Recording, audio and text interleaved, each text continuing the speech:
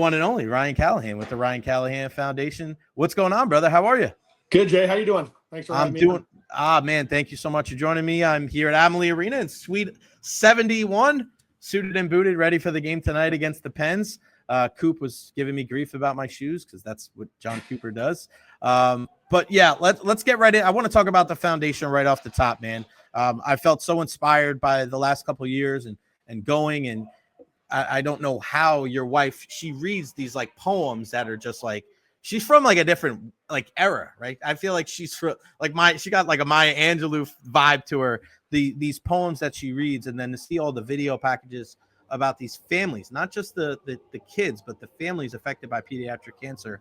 I had to be involved, and that's why, you know, I'll be more involved Friday night, and then obviously going forward.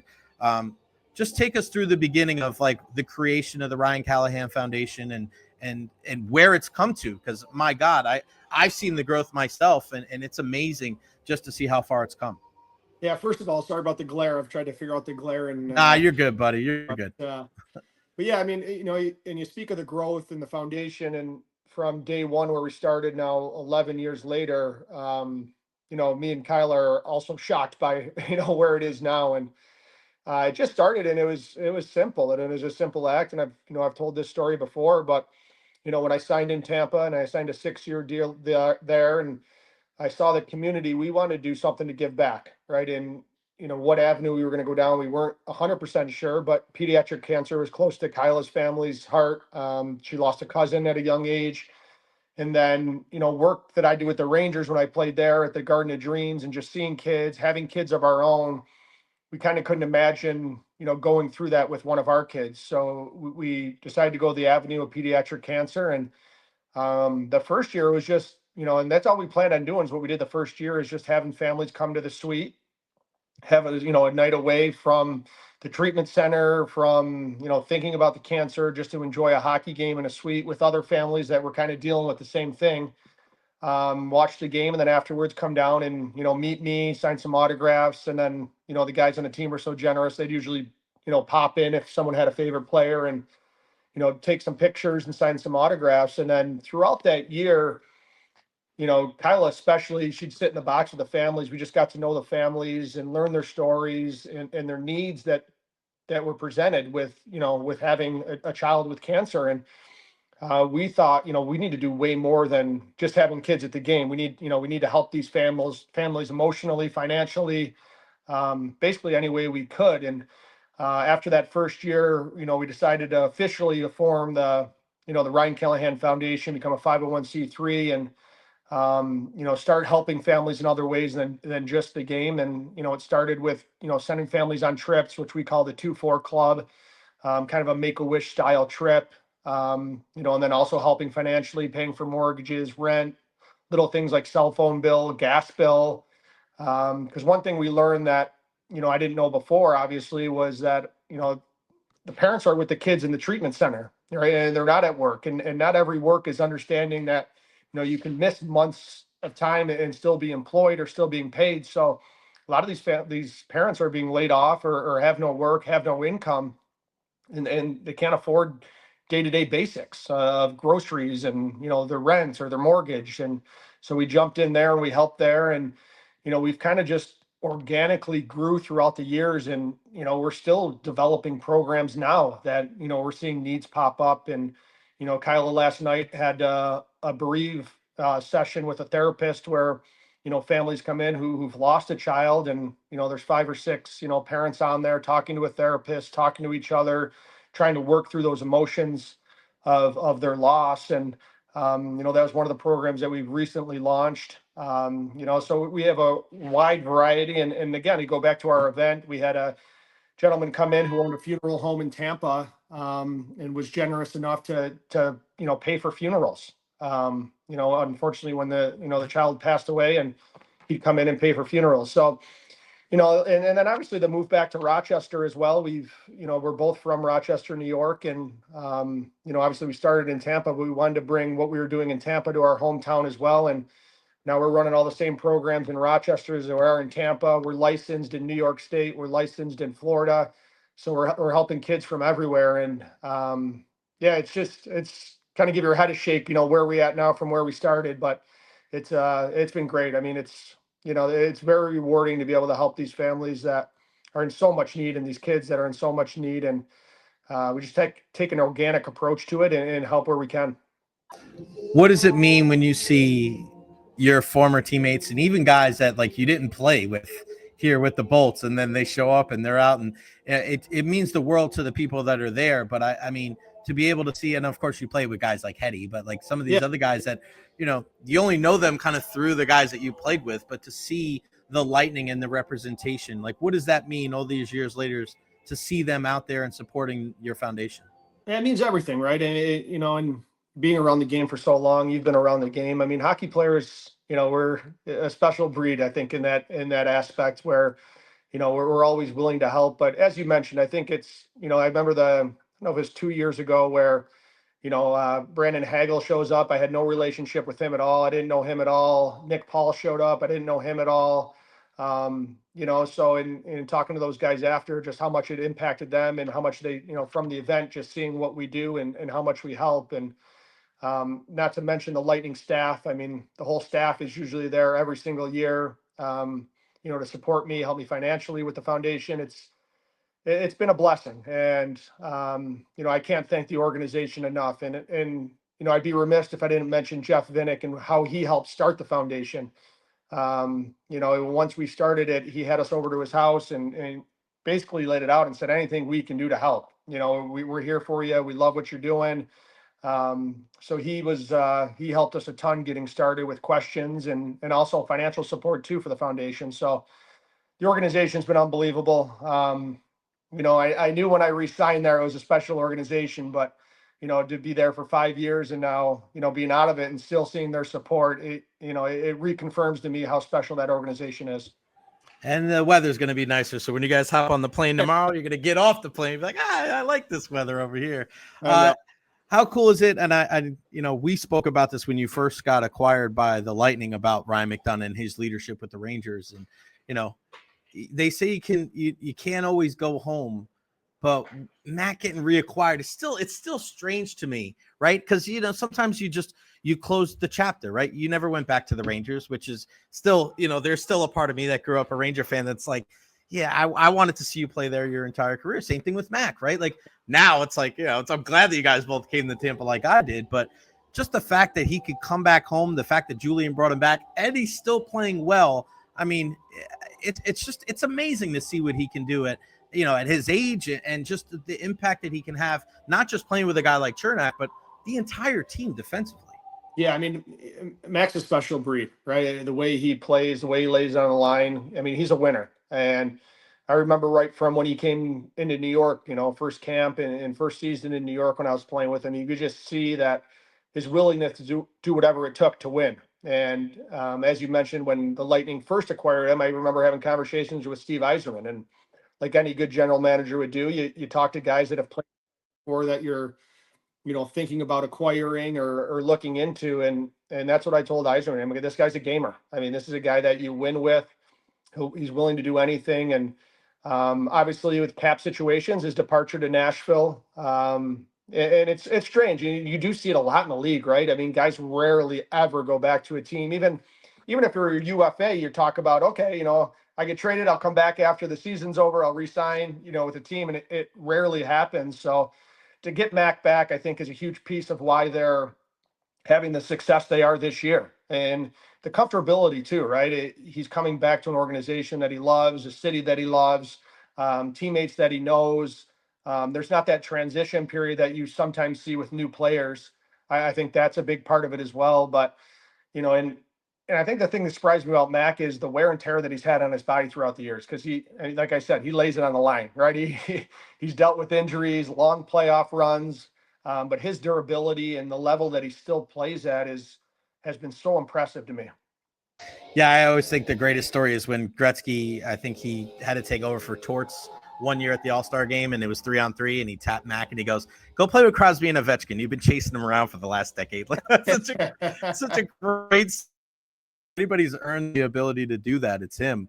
I want to ask you real quick, not to go too deep into it, but the whole Stammer thing, because I talked to Stammer a couple of weeks ago, and, it's just – the sentiment part of it, right? Like you want to think that guys are going to play, their whole careers there, but it doesn't work out. How tough is that? And again, I remember what you went through with the Rangers, and it's just like, how tough is that to realize that, like, as much as you think that you want it to be a certain way, that there is a business side of it, and there's a story, here our good bud Ed Encina wrote it for the Times, that maybe there is a pathway seeing with Mac and Gordo that, maybe Stammer could, finish his career here in somehow, some way. But how tough is that as a professional athlete to realize no matter what you do, no matter how many times you can block shots from Chara and Ovechkin, like at the end of the day, it's a business. Like, how humbling is that? Because it's easy for us on the outside to be like, oh yeah, you just sign for less or do this. Yeah. Like, there's a business side of it that even the people in the media don't really get. But how tough is that as a player to realize that aspect? It's extremely hard. And I think the longer you're in the league, the more you realize it, just because you see it, right? And you see the sides of it of, friends and teammates leaving and guys like Stammer that you think would be spending their whole career in one organization. And it's hard. And, as you mentioned, I think you look at it, at least I did towards the end of my career too, is like, yeah, you have that option to sign for less but at the end of the day, the organization, as they should, is looking out for the organization, right? And I think you have a responsibility as an athlete to look out for yourself as well. And right, there's two parts to that, right? And and a guy like Stammer, I mean, it's still tough to see him in that Nashville uniform for me. I mean, he was, in my mind, a Lightning for life. And, not to get in the minutia of everything that went on and the negotiations and everything else. And that's part of the business, unfortunately. Yeah. And I understand the fans aspect of it too, I look at the fans as an extension of the organization, right? They want what's best for the organization. So of course you want a player to sign for way less and less money, and so you get other good players in, and I understand that, and that's what makes hockey fans so great, is their passion, and they're wanting to win. And but as a player, it's tough. I mean, and I think you saw a little bit of that with Stammer early on in Nashville, right? A little bit of growing pains of getting used to a new organization, going somewhere else. I think a little bit of shock of leaving the Lightning, a place that I know he envisioned spending his whole career there, right? So I think you see a little bit of that, but I hope too. I mean, and as you said, I hope there's a way that, is there a path for him to wear that uniform one more time, whether it's 1 year or whatever it is, because he deserves to be retire as a Tampa Bay Lightning. He deserves a statue next to Andrechuk's statue. His jersey is going to be in the rafter. There's no question about that.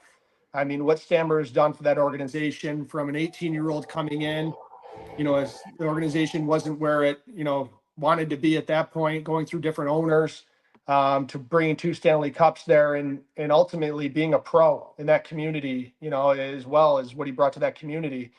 So I hope there's a pathway back, and unfortunately we don't see it enough, but hopefully in Stammer's case, he can get back there at least, maybe 1 more year, whatever it is, and put that sweater back on. But, you can still, I mean, he's still, you talk about the struggle of his start a little bit, but, he's still right around that 20 goal mark. You still see that he can play. You still see what he's doing.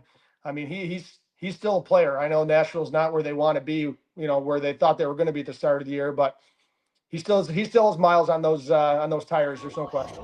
Yeah, he does. So what do you look at the Lightning right now? I mean, how do you see the team? We got 12 games left before the postseason. How do you see them as they stack up with some of the other teams, and what other team out there are you looking, whether it's Eastern or Western Conference, and going, that's a team to really keep an eye on as we get closer to the playoffs? Yeah, I think, just if you look at the Lightning specifically, it looks like they're going to probably pull Florida or Toronto in the first round, right? And but I like where their game's at. They're a little bit of late up and down, win one, lose one.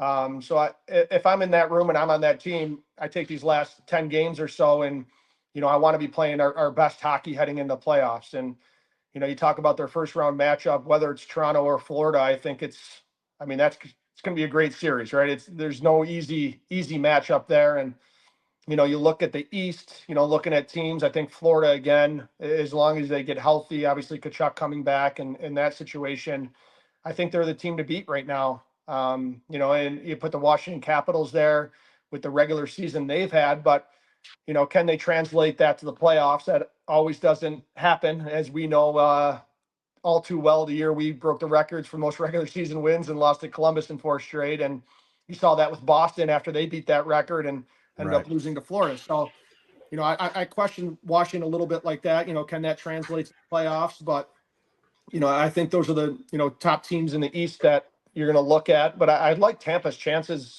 just as much as anybody's. You got Vasilevsky in net.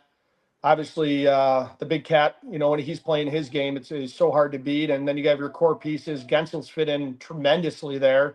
Then the way Hagel's playing too. I think you have 4 30-goal scorers on that team right now with Kucherov and Point, Hagel. So, you got Hedman on point. So that's a team that I think that can make a deep run. Absolutely. And, you look out west and there's so many teams out west that look at, right? You have Vegas, you got Colorado, you have Dallas, you got Winnipeg. So I wonder, once you get to the finals, is that West team going to be beat up and tired from what probably will be a couple 7-game series, 6 or 7-game series to get to that point? And it also looks like we might get Dallas, Colorado in the first round, which I think is unbelievable matchup, right? Obviously with the Rantanen drama, leaving and going to Carolina, then to Dallas. So I'm excited. This is the best time of year, right? I remember as a player, it was around that 10-game mark left in the season where I would start to get really amped up, start to look forward to the playoffs. When you lived in colder climates, it started to warm up. Spring was coming. Playoffs were in the air. So as a player and also as a fan and now as an analyst or whatever, this is the best time of year, gearing up for playoffs. Before I let you go, I got to ask you, as a kid that grew up and watched Mike Richter in '96 with the World Cup and USA hockey and how important like Richter and Leach were growing up, and then to see you and Mac and like the American guys, there's just a difference, because it's the national sport of Canada. Yeah. And when you're an American kid that grew up loving hockey like I did, the U.S. players always they mean that much more. And everybody talks about Canada being able to play in international competition, but we've had a nice run too. I mean, we've had some good players and some really good teams over the years and grinders. And I was so excited to be able to see this group with Matthews and Eichel. What was your take on the entire Four Nations face-off? I was at a party up in New York for that first game against Canada, and everybody, the men, the women, the children, they were all around the TV watching it. That's hockey at its finest. Yeah. I mean, for a guy that donned the red, white, and blue and represented our country, what was that like to be able to watch hockey on the grand stage and get so much love from ESPN and other big time media outlets that may not be always kind of lockstep with what hockey is doing? I mean, it was an absolute home run, right? Going into that Four Nations tournament for the game of hockey. And even myself going into it, I didn't know what to expect just because it wasn't the Olympics, and kind of a tournament that's thrown together, only 4 nations. How would the guys react and what would the compete level be? But in doing it myself, it's different when you put on your color sweaters, man. It's, you get a whole different kind of energy and excitement. And I think it showed in the games. And, these players have been fighting it for so long, trying to get this international competition. They showed up and delivered. They definitely did. And, speaking of the U.S., I think, going into that tournament, we've had our success, as you mentioned. We won the silver in 2010 in Vancouver, but this group of American players, this seems like it's a different level, right? Of, talent and, as you said, grit. The goaltending's unbelievable. That tournament was so fun to watch, and I was locked in. I was cheering for the U.S. all the way, and disappointing that they lost, but it was an unbelievable showing, and I think it just grows the excitement of the game and also grows the excitement for the Olympics next year, right? I mean, I can't wait to watch that tournament and see what happens there. And I had people texting me same thing that don't even really watch hockey with, what do you think? Who's going to win? What's happening? What's happening with these fights? So it was an absolute home run for the game of hockey, and all credit to the players that were involved that laid it out there. And it's funny. I sent a text to Sorelli and Hagel, and I said, I hate that you guys won, but I'll tell you what, you boys put on a hell of a show, and then congratulations on the win. And it was so much fun to watch. Yeah, amazing. I did think it definitely grew the game. I'm excited to see more international competition in the future. That is for sure. Ryan Callahan Foundation.org. All the information, how you can help out the big event, the Gold Rush Friday night. You know, I love you, buddy. I'm wearing a freaking cowboy hat and a cowboy shirt, and I bought cowboy boots. I'll probably never wear that ever again. For a kid from Long Island, my friend's going to see pictures of me, and they're going to be like, what happened to the hip-hop Jay Recher that we grew up with? The things you do for your friends. But Yeah. Well, I that's got what makes those that's what makes our events so fun, right? It's always themed. The guys, people dress up, and you've been there before, but it's just it's a party, right? Everybody's excited. We're there for a great cause.